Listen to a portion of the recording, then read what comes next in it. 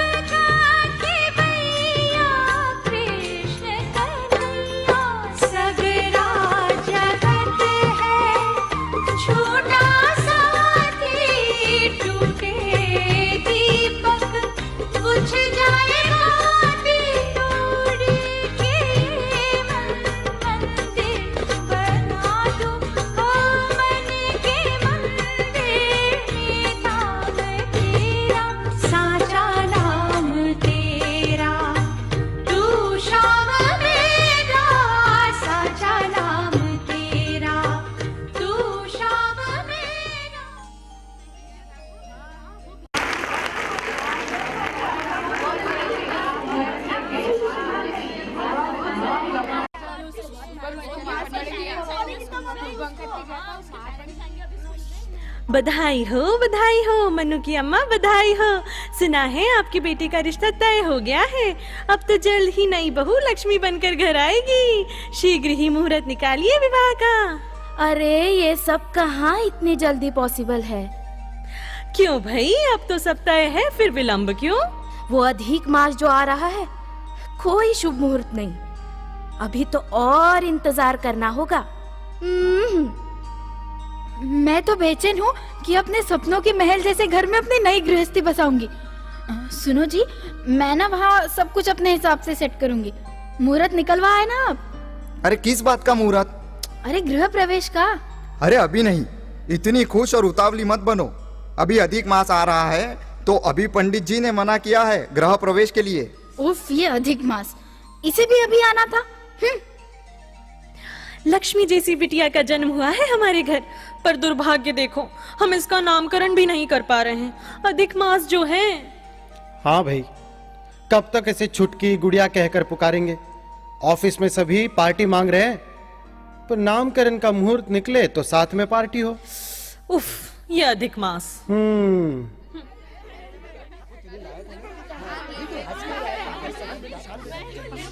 अधिक मास, अधिक मास, अधिक मास। क्या है ये अधिक मास? क्यों है ये अधिक मास? क्या मतलब है इस अधिक मास का? क्या 12 मास काफी नहीं? क्या 12 मास का वर्ष पूर्ण नहीं होता? क्या इसके पीछे भी कोई साइंटिफिक रीजन है? कौन बताएगा हमें? मैं जानता हूँ, कौन बताएगा? कौन? नारद मुनि। क्या?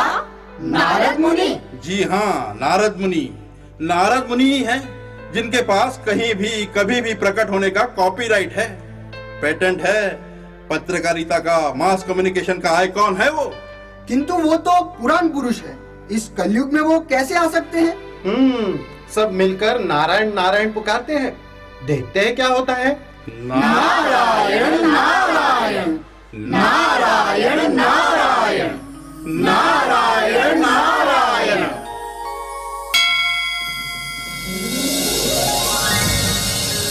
नारायण नारायण। वाह, ये तो सचमुच प्रकट हो गए। अरे हाँ, दिस इज अनबिलीवेबल। अद्भुत। ये तो सच में आ गए। ये तो सचमुच आ गए। नारायण नारायण। बोलो वत्स, नारायण का नाम लेकर मुझे क्यों याद किया? जय श्री कृष्णा जी। जय श्री कृष्ण, जय श्री कृष्ण। चलिए, अच्छा है, अभिवादन की इस नई परंपरा में आप लोग श्री कृष्ण का नाम तो लेते हैं, अन्यथा यह आधुनिक पीढ़ी तो नारायण नारायण। अब ये बताइए कि आप सबकी क्या समस्या आ गई है जो मुझे याद किया आप लोगों ने? नारद जी, आपसे कुछ पूछना था। अच्छा, क्या ऐसा भी कुछ है जो आप लोग गूगल के अतिरिक्त किसी और से पूछते हो? नारायण नारायण। वाह, इन्हें तो गूगल भी पता है। अरे इसीलिए इन्हें हम सबने याद किया, क्योंकि इन्हें ब्रह्मा से लेकर मोदी तक सबके हर राज पता होते हैं। हम आपसे ये प्रॉब्लम क्रिएटिंग अधिक मास के बारे में पूछना चाहते हैं। हमारे सारे सेलिब्रेशन रुक जाते हैं, ये नहीं करना, वो नहीं करना। अरे मेरी दादी तो जाने क्या दान भजन कथा की तैयारी कर रही है अधिक मास में। मेरे दादाजी कहते हैं पुरुषोत्तम मास आ रहा है। ऐसा क्या विशेष है इस अधिक मास में? और हमें परेशान करने क्यों चलाता है ये? सुनो वत्स, सुनो, ध्यान से सुनो। भारतीय कैलेंडर में सौर और चंद्रमास के 11 दिन के अंतर में सामंजस्य स्थापित करने के लिए हर तीसरे वर्ष ये अधिक मास आता है, और इसकी महिमा जानने वालों के हृदय में अधिक मास का नाम सुनते ही ईश्वर भक्ति का एक अनूठा और विशेष संकल्प जन्म लेने लगता है। लोग इसी ओर प्रयासरत होने लगते हैं कि हमारे जीवन में अधिक मास का संयोग जितनी बार आए, यथासंभव यथाशक्ति आध्यात्मिकता की ओर बढ़े, स्वयं को ईश्वर से जोड़ने वाले कृत्यों में लगाएं। और कुछ लोग आपकी तरह इसके आने से दुखी और परेशान होने लगते हैं। परंतु आज आप लोगों ने एक अच्छा काम किया है कि अपनी जिज्ञासा मुझे बताई। नारायण नारायण, मुझे अवसर दिया कि संपूर्ण नागपुर वासियों को अधिक मास के जन्म और महत्व के विषय में मैं बताऊं, उन्हें पीढ़ी दर पीढ़ी हस्तांतरित होने वाली अधिक मास की परंपराओं और किए जाने वाले पुण्य कर्मों का गूढ़ रहस्य समझा सकूं। नारायण नारायण। आइए मेरे साथ एक अनूठी और अद्वितीय मानसिक यात्रा पर, परंतु मात्र इतना ध्यान रहे कि साचा हरि नाम आपके हृदय में सदा विराजित रहे। नारायण नारायण। कोई बात नहीं नारद जी, आज वीकेंड स्टार्ट हुआ है, हमें कोई जल्दी नहीं। आप चाहे जहां ले चले, हम आपके पीछे पीछे आ रहे हैं। पर क्या और कैसे, वो क्या कहा आपने, विराजित? हाँ, क्या और कैसे हमारे मन में विराजित करना है वो आप संभालिए। नारायण नारायण। तो सुनिए, कभी अधिक मास दीनहीन, लाचार और असाध की स्थिति में था, अधिक मास को मलमास जैसे घृणास्पद नाम और स्थिति से तीनों लोकों के सर्वोच्च नाम पुरुषोत्तम मास का नाम और महत्व यदि मिला तो उसका एकमात्र कारण था सच्चे हृदय से उस परम पिता परमात्मा भगवान विष्णु का सुमिरन करते हुए स्वयं के संपूर्ण समर्पण भाव से उनके शरणागत हो जाना। नारायण नारायण। इसीलिए आप सब भी सदैव स्मरण रखिए, सब जग झूठा साचो हरि नाम, यही जीवन का मूल मंत्र है। नारायण नारायण। देखिए किस तरह अधिक मास अपनी व्यथा को लेकर क्षीर सागर में विश्राम कर रहे श्री विष्णु के समक्ष उपस्थित हुआ।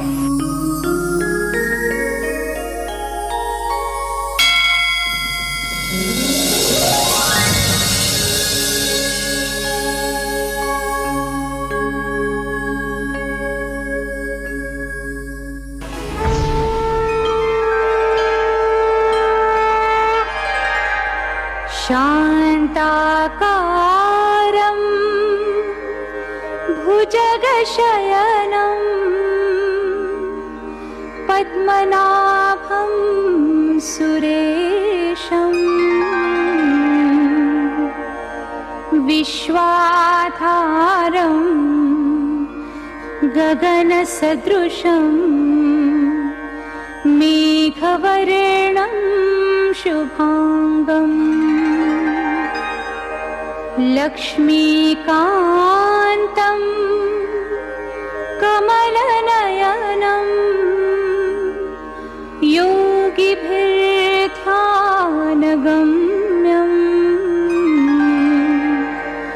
वन्दे विष्णुं भवभयहरं सर्वलोकैकनाथम्।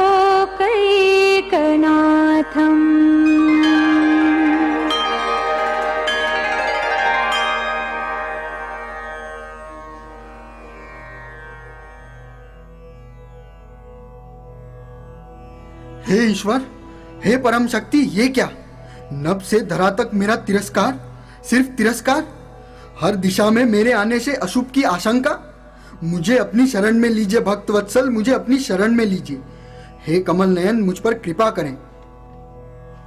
क्या हुआ वत्स? इतने विचलित, इतने व्याकुल क्यों हो? धैर्य रखो, शांत हो जाओ। मुझे अपनी निराशा का कारण बताओ।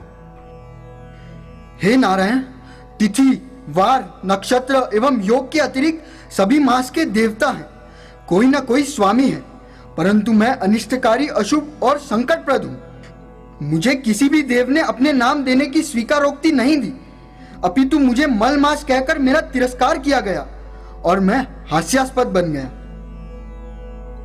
मुझसे ऐसा कौन सा महापाप हुआ भगवान? आप तो सर्वज्ञ है, सृष्टि के पालन करता है, परंतु अब मैं मृत्यु चाहता हूं। ऐसा तिरस्कृत जीवन महत्वहीन है। कृपा निदान मुझे इससे मुक्त कीजिए। अच्छा, तो ये तुम्हारे विषाद का, तुम्हारे शोक का कारण है कि तुम्हें किसी भी देव ने स्वीकार नहीं किया। परंतु इसके लिए मृत्यु जैसा विचार मन में लाना अनुचित है। बस मेरे समक्ष उपस्थित होकर भी जीवन के प्रति इतना संशय क्यों?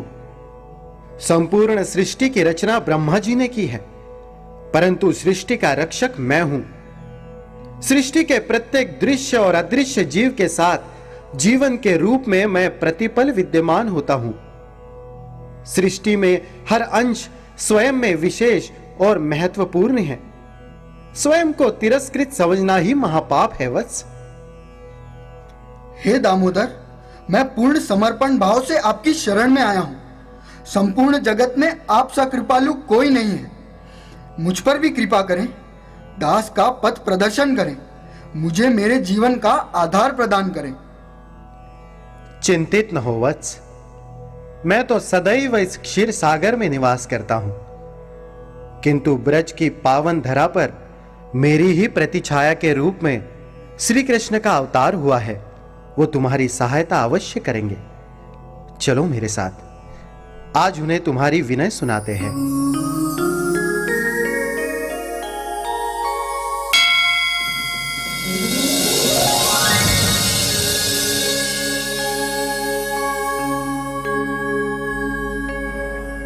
नारायण नारायण, हरि अनंत, हरि कथा अनंता। अद्भुत अद्भुत अति अद्भुत संयोग। कमल नयन विष्णु आज अधिक मास को स्वयं साथ लिए जा रहे हैं। अपने ही अवतार श्री कृष्ण के पास ब्रजभूमि आज इसकी साक्षी बनेगी।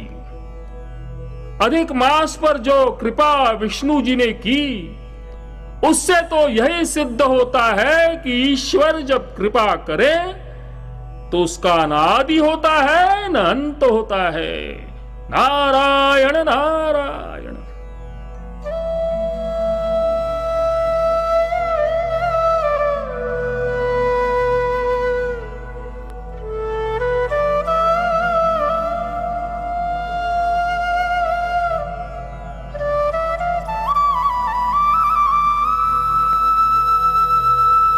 प्रणाम केशव। आपको मेरा प्रणाम। कमल नयन, मेरा अभिवादन स्वीकार करें।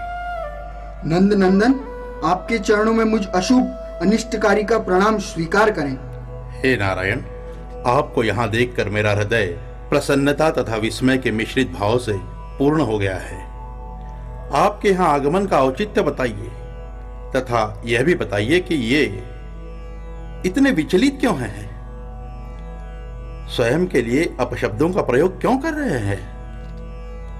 हे मधुसूदन, यही वह कारण है जिनकी प्रार्थना लेकर मैं आपके समक्ष उपस्थित हुआ हूं। यह चंद्र और सौर वर्ष के मध्य सामंजस्य स्थापित करने वाले महत्वपूर्ण अधिक मास है, परंतु इनका स्वामित्व किसी देव ने स्वीकार नहीं किया। शुभ कर्मों के लिए आवश्यक लग्न व नक्षत्र इनके साथ नहीं, मलमास कहकर इनका तिरस्कार हुआ है, इसीलिए ये इतने विचलित है। आप ही बताइए गोविंद, ऐसे तिरस्कृत जीवन का क्या लाभ? मुझे इससे मुक्ति दे, मेरे पापों से मुक्ति दे। प्रभु मेरे दोषों का निवारण करे। इस सृष्टि में कोई भी जीव व्यर्थ नहीं है, अन्यथा उसकी रचना का औचित्य ही नहीं। वत्स, और सदैव स्मरण रहे कि किसी भी शोक या समस्या का समाधान मृत्यु नहीं है। तुम अपने मल नाम से इतने विचलित हो, तो आज से मैं अपना सर्वोच्च नाम पुरुषोत्तम तुम्हें प्रदान करता हूं, और अपने नाम की तरह तुम अन्य 12 मासों में सर्वोत्तम माने जाओगे, सदा श्रेयस्कर रहोगे।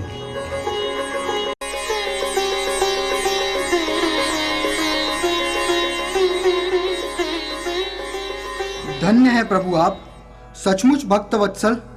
आपने मुझे स्वयं का नाम देकर कृतार्थ कर दिया, परंतु आपकी ही तरह आपके नाम की महिमा अतुलनीय है, अपरंपार है, अजय सम्मान है संपूर्ण सृष्टि में इसका।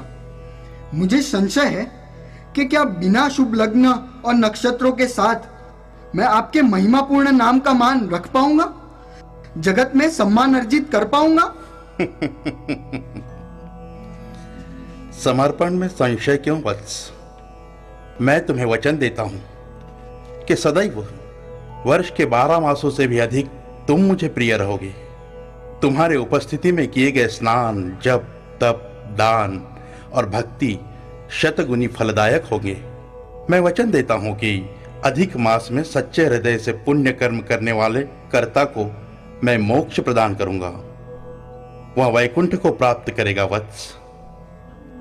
शुभ नक्षत्र और लग्न आकर अलग अलग मास में मनाए जाने वाले त्योहारों के लिए जिस योग का निर्माण करते हैं, वो तुम्हारी अर्थात पुरुषोत्तम मास की उपस्थिति में बिना मुहूर्त के मना लिए जाएंगे, क्योंकि मैं प्रतिपल हर उत्सव का अंग बनकर तुम्हारे साथ रहूंगा वत्स। ये सारे त्योहार, व्रत, उपवास, दान के तार मुझसे जुड़े होंगे। भाव में होकर सच्चे हृदय से मेरी वाणी का पालन करने वाला जीव जन्म जन्मांतर के पापों से मुक्त हो जाएगा।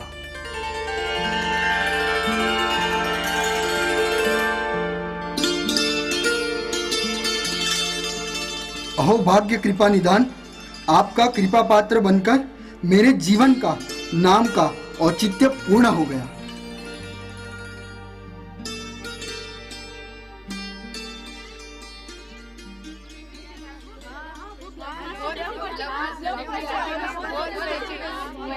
अच्छा, तो ये है अधिक मास की कथा। त्योहार की बात कुछ समझ नहीं आई यार। कृष्णमय होकर दान, धर्म का पालन, कुछ समझ आया क्या कुछ समझ? एक साथ इतने त्योहार कैसे होंगे? अरे यार, साले जैसे घर का कर तो चलता नहीं, महंगी चीजों का दान कैसा करेंगे यार? ऑफिस में छुट्टी मिलती नहीं है, सांस लेने की फुर्सत नहीं है। अब पापों के मुक्ति के लिए भगवान के नाम की माला कब फेरे हम, कब? अरे मैं तो रोज मंदिर जाता हूँ यार, भगवान मुझसे तो खुश होंगे ही। बड़ा कंफ्यूजन है यार। इधर कहते हैं अधिक मास में त्योहार मनाओ और पुण्य कर्म करो, उधर कहते हैं कृष्णमय हो जाओ। मतलब गरीबी में आटा गिला। त्योहारों के खर्चे उठाओ, भगवान का भजन करो। अरे पैसे कहाँ से लाएंगे यार? पेड लीव्स तो वैसे ही गिनी चुनी होती हैं। कितना अजीब है यार। अक्टूबर नवंबर की दिवाली और मार्च की होली सब एक ही महीने में। त्योहार कैसे मनाएंगे ये मुझे नहीं पता, परंतु मैं सालों से एकादशी व्रत करती आ रही हूँ। ईश्वर मेरे इन पुण्यों का फल मुझे जरूर देंगे। लेकिन सबसे बड़ा सवाल है कृष्णमय होना। ये पॉसिबल नहीं है यार। कोई सोल्यूशन निकालो यार। सोल्यूशन होना है यार, उसके बारे में बात करो यार, सोल्यूशन निकालो यार। नारायण नारायण नारायण नारायण नारायण।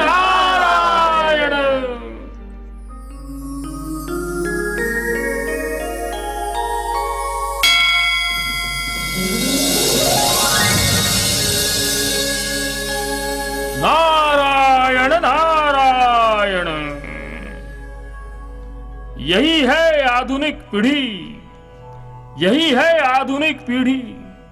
बिना सोचे बिना जाने अपने ही अर्थ निकालकर परेशान होना आदत बन गई है आप लोगों की। इसीलिए इस युग में बात बात पर विषाद में चले जाते हो सब।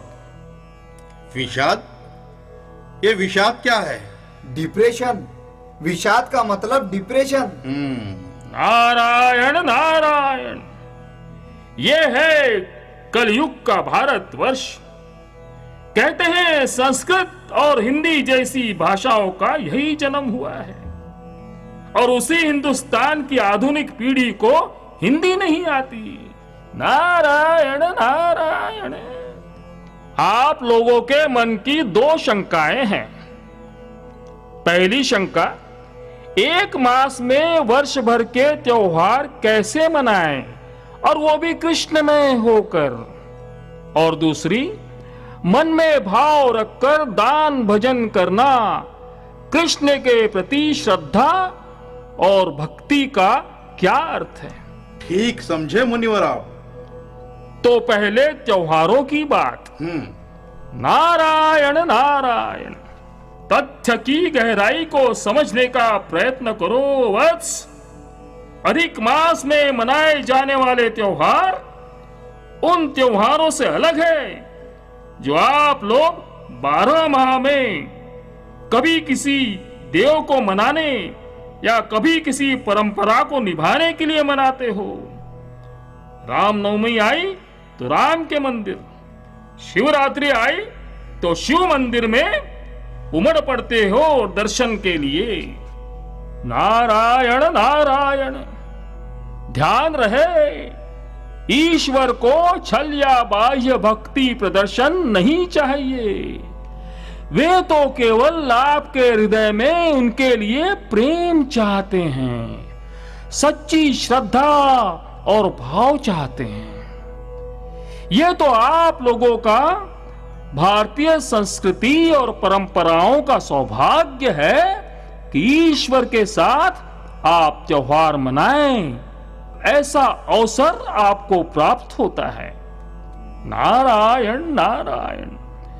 जब आप लोग हृदय में कृष्ण प्रेम रखकर सिर्फ भाव से उत्सव मनाएंगे तो जो आनंद की अनुभूति आपको होगी वो इस उत्सव को आनंदोत्सव बनाएगी। अभी आप लोग अवकाश, वेतन, समय और खर्च को लेकर चिंतित हैं, किंतु सच्चे भाव, सच्चे कृष्ण भक्ति के मन में जन्म लेते ही ये सांसारिक वस्तुएं नगण्य हो जाती है और आपकी सोच का स्तर उच्च होने लगता है। नारायण नारायण। यदि कृष्ण के प्रेम का भाव मन में हो, होली तो कृष्ण के साथ खेलोगे ही, दिवाली का दीपदान भी कृष्ण को ही समर्पित होगा। तो चलिए मेरे साथ, अनुभव करिए कृष्णमय होकर अधिक मास में उत्सव मनाने का। नारायण नारायण।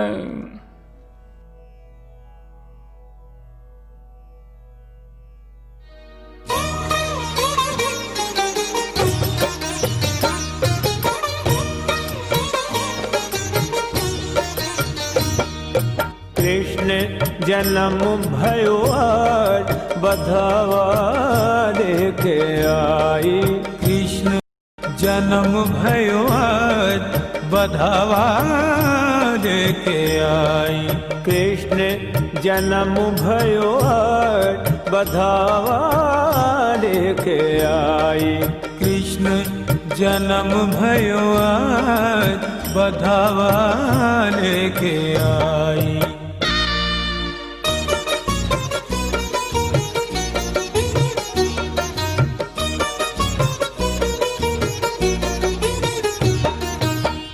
नाले वो छड़वा नाले वो कड़वा, नाले वो छड़वा नाले वो कड़वा, ले वो यशोदा जी का कंगना, ले वो यशोदा जी का कंगना।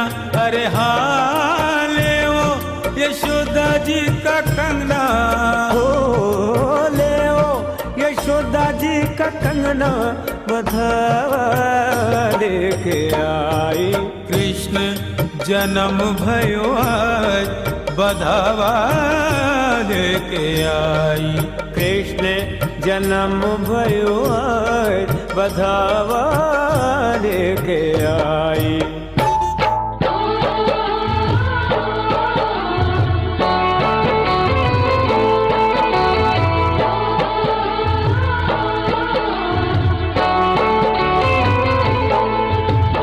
जोर मेरो चाले हीरे मोतिया से नजर उतार दूं।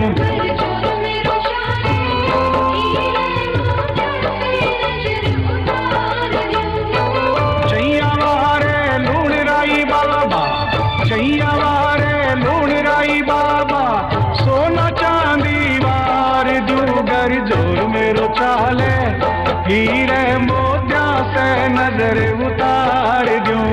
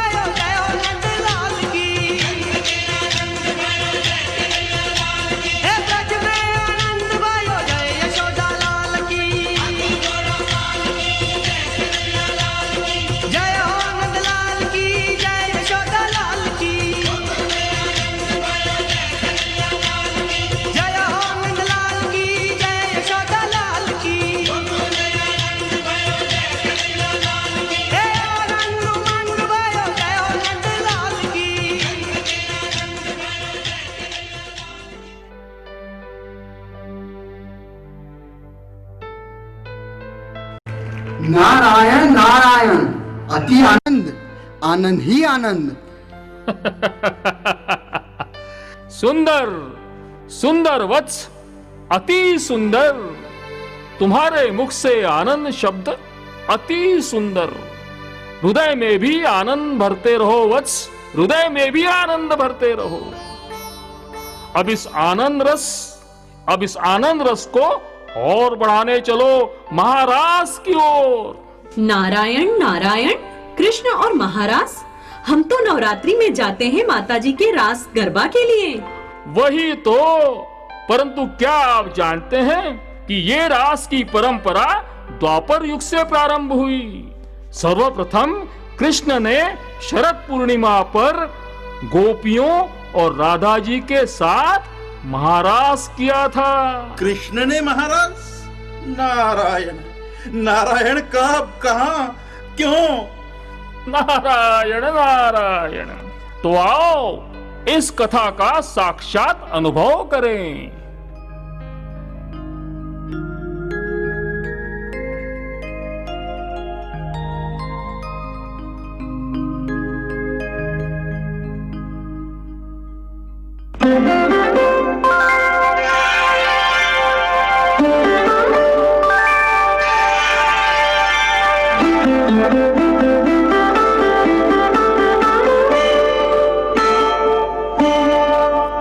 जब अंतर्यामी ने देखा हर अंतर में वही वास करे, लिए अमर मिलन की अभिलाषा, सखियां उनसे ही आस करें। वे निवेदिताएं समर्पिताएं, उन पर ही विश्वास करे, तब निश्चित किया पुरुषोत्तम ने, अब सखियों संग महारास करें।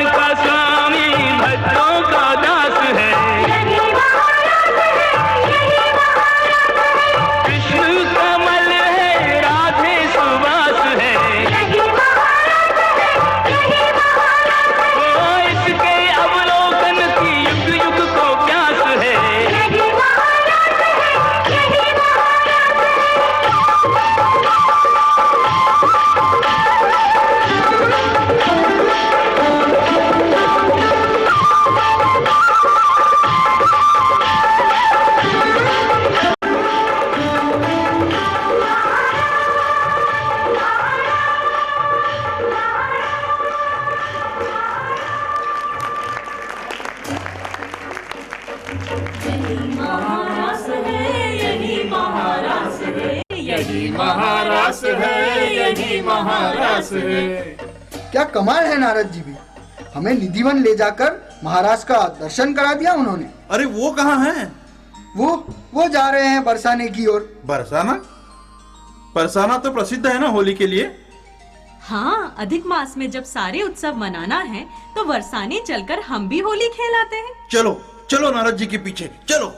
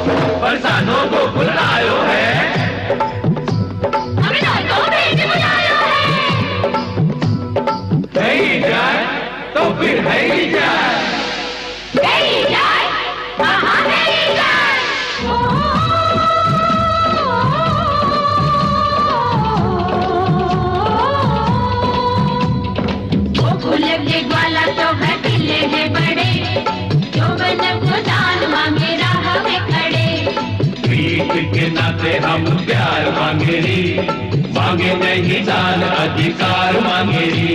ये प्रेम भरो तो विरज में होली आई। ये रंगन की बौछार विरज में होली आई रे। ये प्रेम भरो तो विरज में होली आई रे।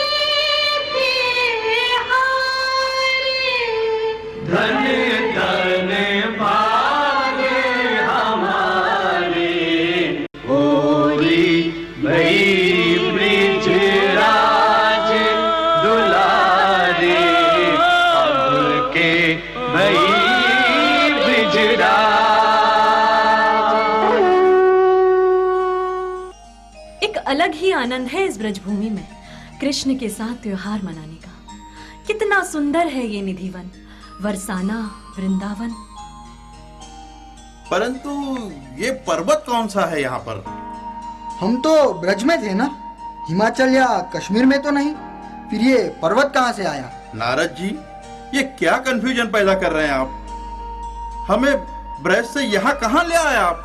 अरे नारायण नारायण वत्स, ये ब्रजभूमि ही है और ये गोवर्धन पर्वत है जिसे कृष्ण ने इंद्र के प्रकोप से ब्रजवासियों की रक्षा के लिए अपनी छोटी अंगुली पर 7 दिन तक उठाकर रखा था। और इंद्रदेव ने अपनी त्रुटि स्वीकार कर कृष्ण से क्षमा याचना की। तब ब्रजवासियों ने अपने कन्हैया को नाना प्रकार की सामग्री का भोग लगाकर उनका लाड़ लड़ाया था। वाह, क्या बात है! हमने भी ब्रजवासियों की तरह नंदोत्सव मनाया, कृष्ण के साथ रास किया और होली भी खेली। हमारा मन पूर्णतः आनंद से भर गया है, कृष्णमय हो गया है। अब हम ब्रजवासियों की तरह कृष्ण को भोग भी लगाना चाहते हैं, ये सेवा करना चाहते हैं, यदि आपकी आज्ञा हो तो। अवश्य भोग लगाइए।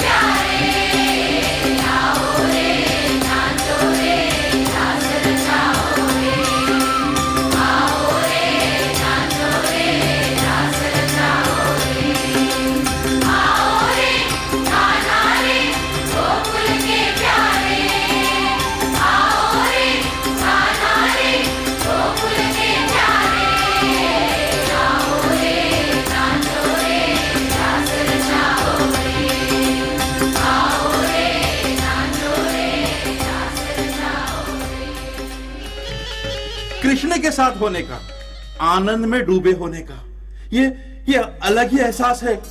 ये अलग ही एहसास है मुनिवर। बस इसी को तो कहते हैं कृष्णमय होना मुनिवर, है ना? नारायण नारायण, यह तो कृष्ण के प्रति प्रेम भाव का एक अंग मात्र है। जहां आप लोगों ने यह अनुभव किया कि उत्सव मनाते हुए आप नागपुर में नहीं ब्रज में हो, शरीर से नहीं मन से, भक्ति में सारा खेल इस चंचल मन का है वत्स, इस चंचल मन का है। और इस कलयुग में इसे वरदान प्राप्त है कि जहां इसका होना कल्याणकारी है, वहां यह चंचल मन होता ही नहीं है। अच्छा, एक बात बताइए मुनिवर, ये कृष्णमय होकर पुण्य कर्म करने का अर्थ क्या है? पुण्य कर्म का अर्थ तो दान, भक्ति, भजन, तप ही होता है ना, जो हम ईश्वर के लिए ही करते हैं। फिर कृष्णमय होना कुछ अलग है क्या? हाँ वत्स, हाँ। अभी उत्सव मनाते हुए हम सब कृष्ण के प्रेम में डूब गए थे। वह है कृष्णमय प्रेम भाव, किंतु इसके कुछ अन्य अंग भी है। कृष्णमय होकर दान करना, कृष्ण के अस्तित्व के प्रति अटूट श्रद्धा रखना, भक्ति भाव रखना। हाँ, अधिक मास कथा में भी इसके विशेष महत्व की बात आई थी, न कि इस मास में किया गया दान भजन 100 गुना फल देता है। नारायण नारायण, ये तो कृष्ण ने वचन दिया ही है, किंतु ये तभी फलीभूत होगा जब आप कृष्ण के प्रति प्रेम भाव रखकर किसी वस्तु का दान देंगे। दान का अर्थ अपने वस्तु के स्वामित्व का हस्तांतरण मात्र नहीं वत्स, अन्यथा वो तो सत्यभामा की तरह का सांसारिक दान बनकर रह जाएगा, जो कि व्यर्थ है, महत्वहीन है। सत्यभामा? कौन सत्यभामा? अरे शायद कृष्ण की 8 पटरानियों में से एक। कृष्ण की पत्नी और भावहीन दान, ये कैसी बात कर रहे हैं आप मुनिवर? नारायण नारायण, चलो चलो आज द्वापर युग की एक कथा के माध्यम से तुम्हें समझाता हूं। एक बार सत्यभामा को अपने रूप और धन पर इतना अभिमान हो गया कि उसे लगने लगा कि उसके पति अर्थात श्री कृष्ण 8 पटरानियों और 16,100 रानियों के होते हुए भी अकेले उसके हो सकते हैं, उसका उन पर एकाधिकार हो सकता है। इसीलिए उसने एक यज्ञ का आयोजन किया।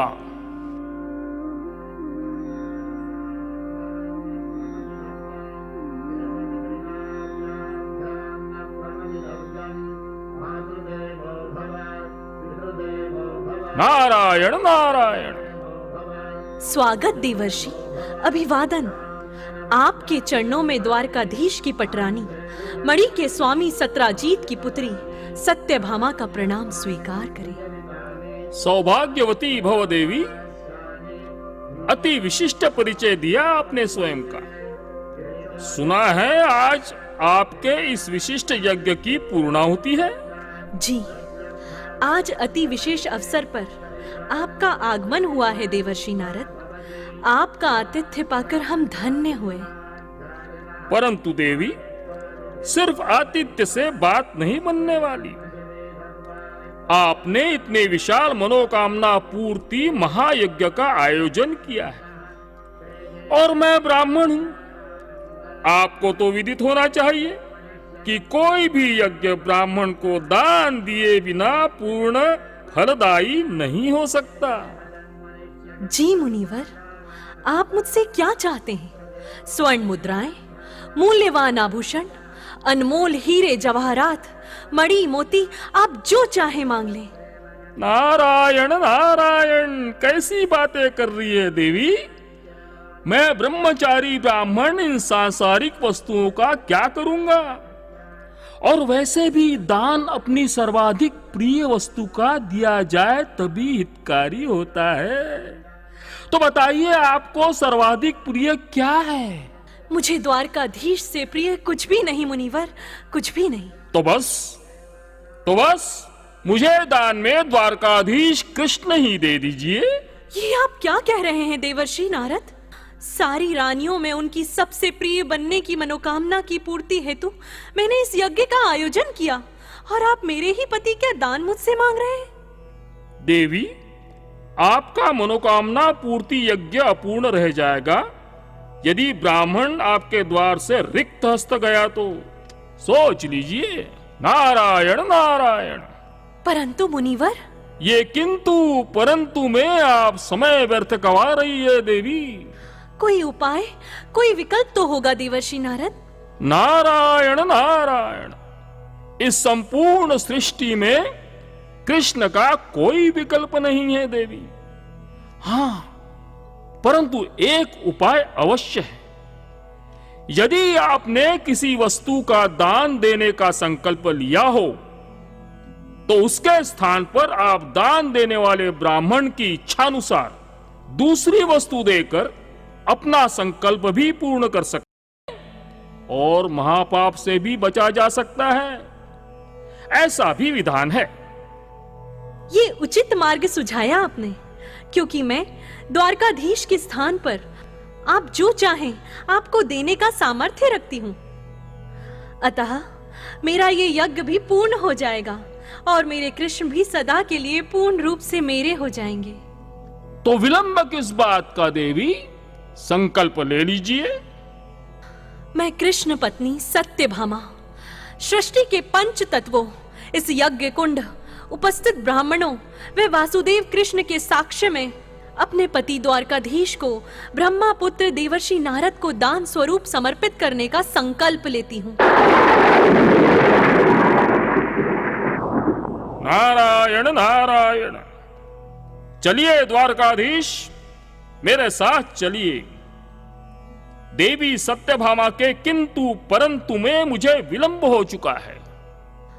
अरे देवर्षि नारद, ये क्या? आप द्वारकाधीश को लेकर कहां जाने की वार्ता कर रहे हैं? अपने लोग देवी, मेरी संध्या का समय हो रहा है। मैं संध्या से लौटूंगा, तब तक कृष्ण मेरे लिए फल फूल की व्यवस्था करेंगे। चलिए। नहीं मुनिवर, ये तीनों लोकों के स्वामी हैं, आपके दास नहीं। आप इनसे इस तरह व्यवहार नहीं कर सकते। क्यों नहीं देवी? आपकी स्मरण शक्ति इतनी दुर्बल है? अभी कुछ क्षणों पहले ही तो आपने इनका दान मुझे करने का संकल्प लिया। अब मैं इनका स्वामी हूं। इनसे अपनी सेवा करवाऊं या किसी और का दास बना दूं, यह तो मुझ पर निर्भर है। मुनिवर, कृपा करें, क्षमा करें। आप वासुदेव के स्थान पर जो चाहे ले लें, पर इन्हें अपने साथ लेकर मत जाइए। कृपा करिए देवर्षि नारद जी, कृपा करिए। मैं सदैव आपकी ऋणी रहूंगी। ठीक है देवी, यदि आप इतनी ही व्याकुल और समर्पित है कृष्ण के प्रति, तो मुझे इनके भार तुल्य दान दे दीजिए और कृष्ण को मेरे स्वामित्व से मुक्त करा लीजिए। धन्यवाद देवर्षि, मैं अभी तुला की व्यवस्था करवाती हूँ। द्वारकाधीश को मूल्यवान वस्तुओं से तौलना मेरे लिए कोई महत्वपूर्ण तथ्य नहीं। तुला की व्यवस्था की जाए। कृष्ण जी को तोलने चली है एक दीवानी, जगतपति को तोलने चली है एक दीवानी। कैसा है ये साहस, कैसी बुद्धिमानी, कृष्ण जी को तोलने चली है एक दीवानी, जगतपति को तोलने चली है एक दीवानी।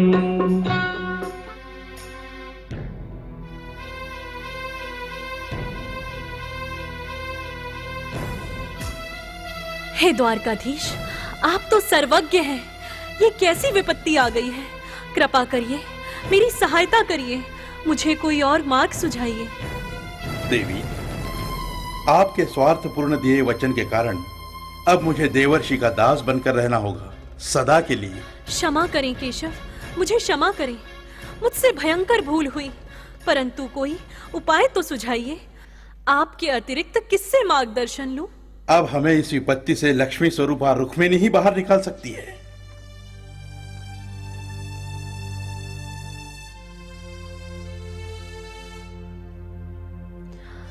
देवी, मुझे क्षमा करें देवी। हम सबके पति हैं द्वारकाधीश, परंतु उन पर एकाधिकार चाहने और समझने की भूल मुझसे हुई है। अब आप ही हमें इस प्रतिकूल परिणाम से बचाएं। मेरी सहायता करें देवी।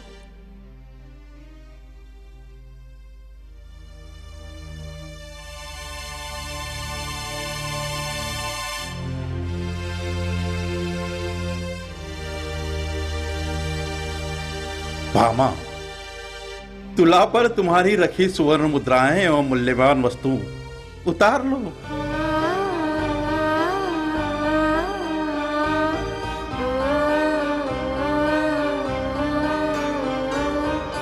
द्वारकाधीश चाहते क्या हैं? तुला पर इतनी मूल्यवान वस्तुएं रखी हैं, परंतु तुला में किंचित हलचल नहीं, और अब एक तुलसी पत्र रखने के लिए आदेश दे रहे हैं। मैं ये सब कुछ उतार लूं? वेद भी जिनका भेद भेद न जाने, आगम जिनको अगम बखाने। चाहे रख दो सृष्टि सारी कृष्ण का पलड़ा फिर भी भारी। हीरा पन्ना माणिक मोती प्रभु समता इनसे कब होती। तोल मोल का प्रश्न कहाँ है, कृष्ण सा दूजा कृष्ण कहाँ है। मायापति को जाने न मायापति की रानी, कृष्ण जी को तोलने चली है एक दीवानी। जगत पति को तोलने चली है एक दीवानी।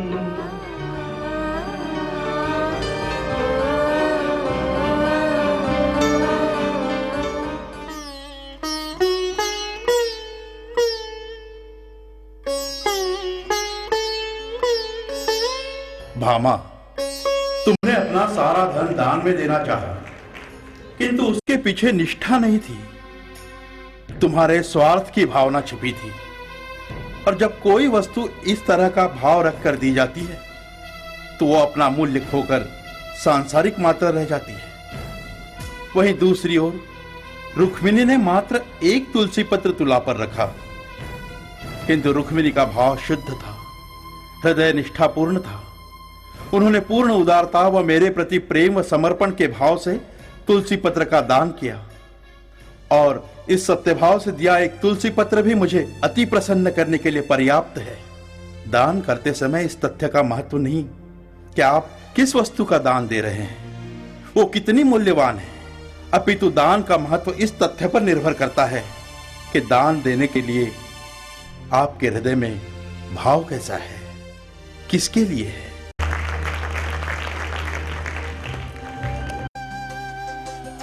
क्षमा करें प्रभु, मुझसे महापाप हुआ।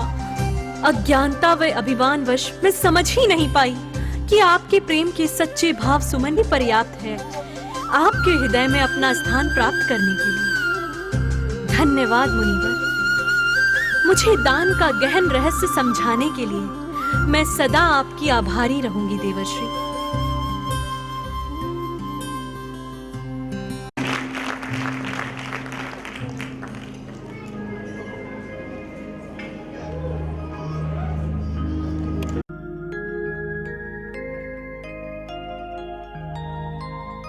ओह, कितनी महत्वपूर्ण बात बताई इस कथा के माध्यम से मुनिवर आपने। हाँ वत्स, हाँ, यही है कृष्णमय भाव रखकर दान करना। इस तरह किया गया छोटा सा दान भी करोड़ों में दिखावे या स्वार्थ के लिए किए गए दान से महत्वपूर्ण है। इसी तरह आप लोगों में से बहुत से केवल मंदिर जाने या माला फेरते रहने को ही भक्ति मानते हैं। अधिक मास में 1 लाख नाम का जप किया मैंने, तो कोई इसी बात से प्रसन्न है कि मैंने कितने व्रत कर लिए, कितने अभिषेक करवा लिए मंदिर में। यदि आप मंदिर जाएं और आपका मन आपके मोबाइल की बज रही घंटी में ही लगा रहेगा, तो उससे तो वह व्यक्ति श्रेष्ठ है जो दिनचर्या में व्यस्तता के कारण मंदिर तो नहीं गया, किंतु हृदय से उस परम शक्ति का स्मरण किया, मन ही मन में उनके दर्शन किए। परंतु आज की आधुनिक जीवन शैली में आप लोग ये तथ्य या तो समझ नहीं पाते या समझना नहीं चाहते। नारायण नारायण, ईश्वर ने कभी ये नहीं कहा कि आप कठिन व्रत, तप या उनके नाम की माला फेरते रहने से कोई उनका भक्त हो जाता है, या भक्ति की भी कोई उम्र होती है। एक बालक की निस्वार्थ भक्ति, ईश्वर के अस्तित्व के प्रति अटूट विश्वास और श्रद्धा कैसे एक पाषाण के स्तंभ में भी ईश्वर को प्रकट कर सकती है। इसका अत्यंत रोचक उदाहरण है भक्त प्रहलाद की कथा। आज उसका वर्णन इसलिए भी महत्वपूर्ण है कि प्रहलाद के पिता को ब्रह्मा से वरदान प्राप्त था कि वर्ष के 12 मास में उसकी कभी मृत्यु नहीं होगी। तब अधिक मास में विष्णु नरसिंह अवतार में किस तरह प्रकट हुए और कैसे उन्होंने प्रहलाद के कण कण में भगवान के होने में अटूट विश्वास को सिद्ध किया। आओ आओ देखें।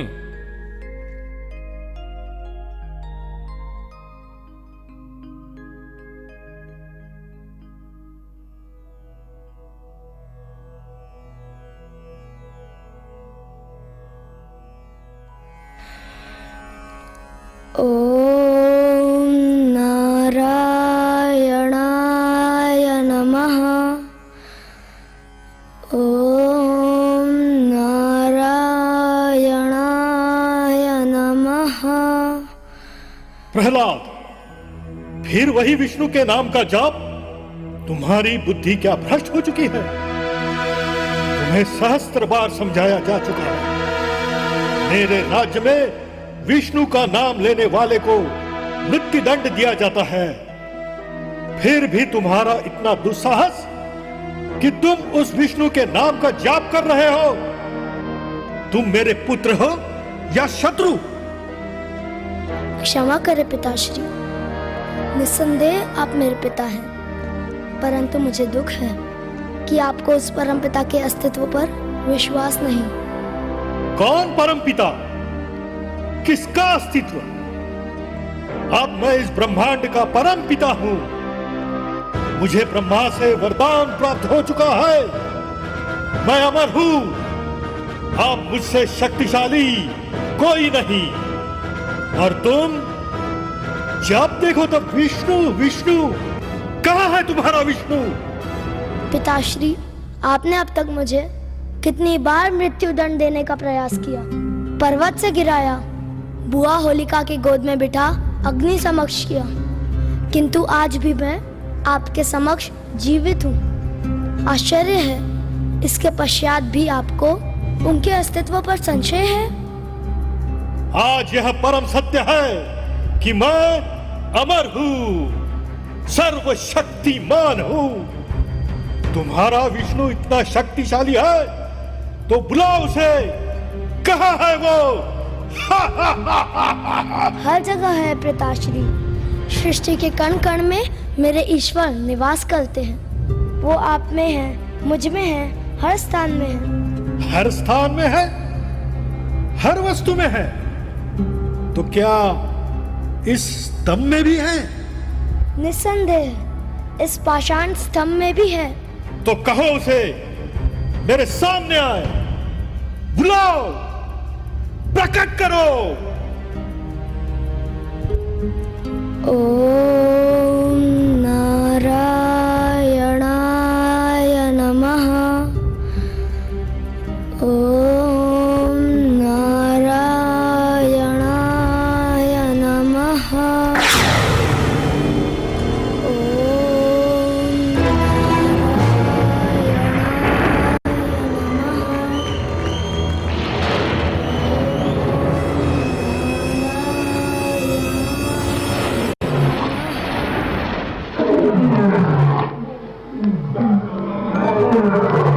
ब्रह्मा का वरदान प्राप्त है ना कि तुम्हारी मृत्यु न दिन में होगी न रात में। तो देखो, ये संध्या का समय है। न घर में होगी न घर के बाहर। तो देखो, हम तुम्हारे महल की चौखट पर हैं। न धरती में होगी न आकाश में। तो तुम मेरी जंघा पर, न मनुष्य से न पशु से। तो मैं न नर हूं न सिंह, न अस्त्र से न शस्त्र से होगी। तो मैं तुम्हें अपने नाखून से मृत्यु प्रदान करूंगा। और ये वर्ष के 12 मास से भी अतिरिक्त 13वां मास है, अधिक मास।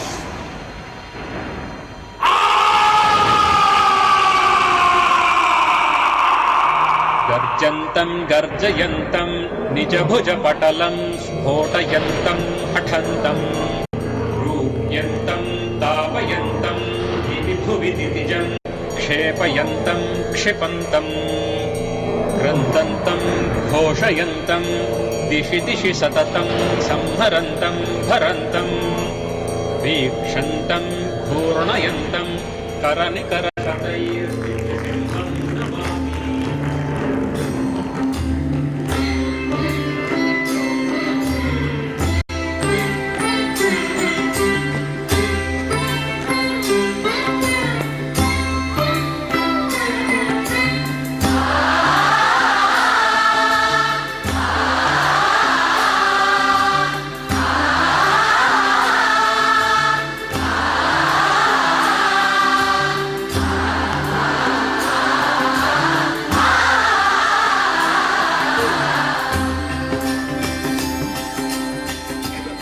तो यह था ईश्वर के नाम और उनके प्रति भाव के महत्व को दर्शाता अधिक मास के जन्म, महत्व और उसमें किए जाने वाले कर्मों की गहराई को दर्शाता, हमारी परंपराओं के पीछे के तथ्य को बताता, कुछ भ्रांतियों को मिटाता।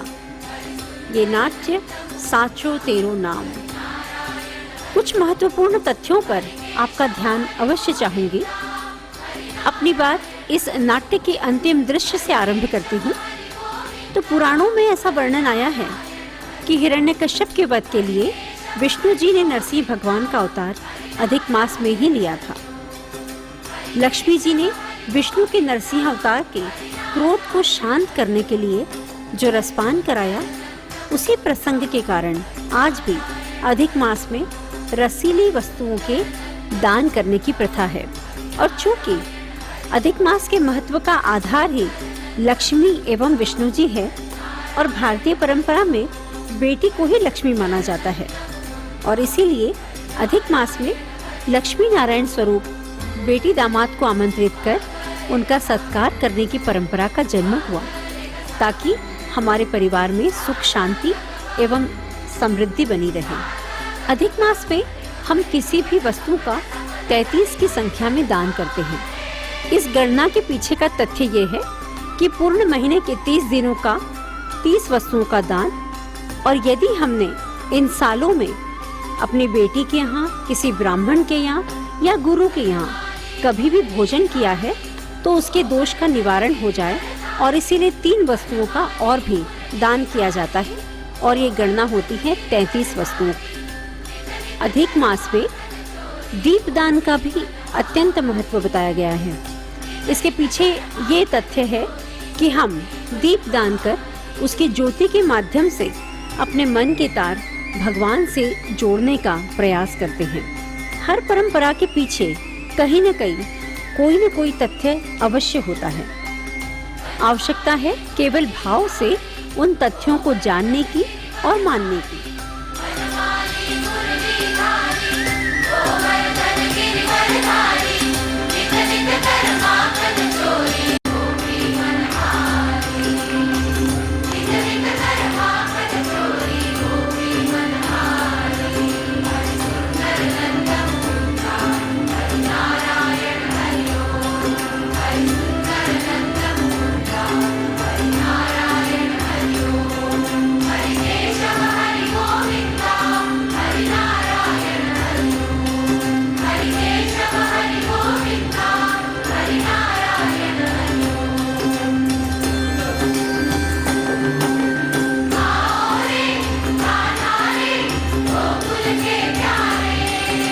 Ah